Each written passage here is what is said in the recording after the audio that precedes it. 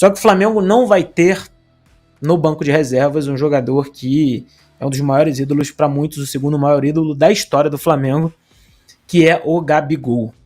Pois é, saiu a notícia nessa semana de que o Gabigol foi suspenso por 2 anos por tentativa de fraude em antidoping, exame antidoping. A pena dele vai até 2025 e começa a contar a partir da coleta, né, que teria sido feita no ano passado, e aí terminaria em abril do ano que vem. É claro que ainda cabe um recurso na Corte Arbitral do Esporte, vai recorrer, o julgamento foi inclusive muito apertado, foi 5-4 para a punição, mas o caso é diferente de alguns outros casos que eu até falei aqui no canal em um vídeo publicado hoje, que foram realmente casos comprovados de uso de substâncias irregulares. No caso do Gabigol, pelo que foi noticiado, ele apenas se recusou, no primeiro momento, a fazer o teste, disse que não ia fazer, ficou tentando incomodar, atrapalhar aí o trabalho dos coletores, né? E, enfim, e não foi provado que ele testou positivo para doping, para alguma substância irregular, e foi justamente punido por uma tentativa de fraude. Isso, pelo que eu andei lendo e conversando com algumas pessoas, pode ser até um atenuante no caso dele conseguir uma absolvição na Corte Arbitral do Esporte, né? Um julgamento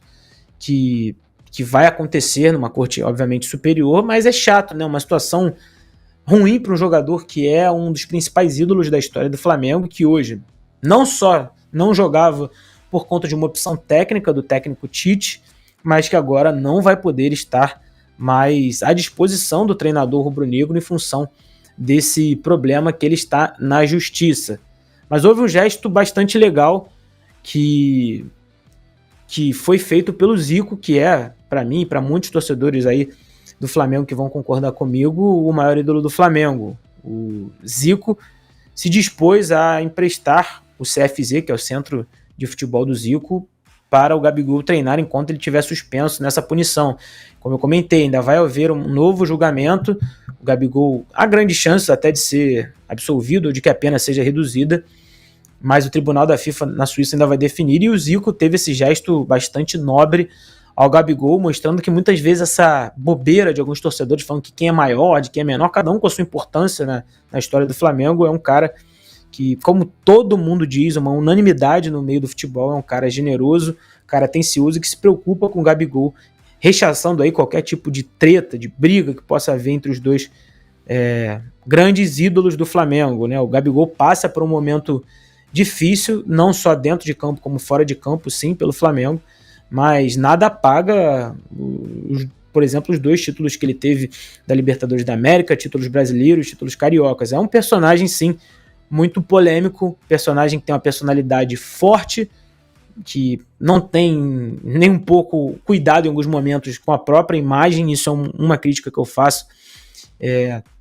sim ao Gabigol, e que precisa agora resolver essa situação, mas mesmo assim o rubro-negro vai inscrever o Gabigol na fase de grupos da Libertadores da América, porque pode ser que consiga esse efeito suspensivo durante a fase de grupos, então ele poderia estar disponível ao Tite.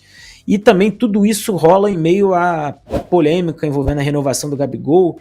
Será que ele fica? Será que ele vai para o Palmeiras? Vai para o Corinthians? Enfim, é um jogador que perdeu espaço no Flamengo, e pelo tamanho que ele tem, todas as notícias que saem envolvendo o jogador do Flamengo são dessa magnitude, desse tamanho.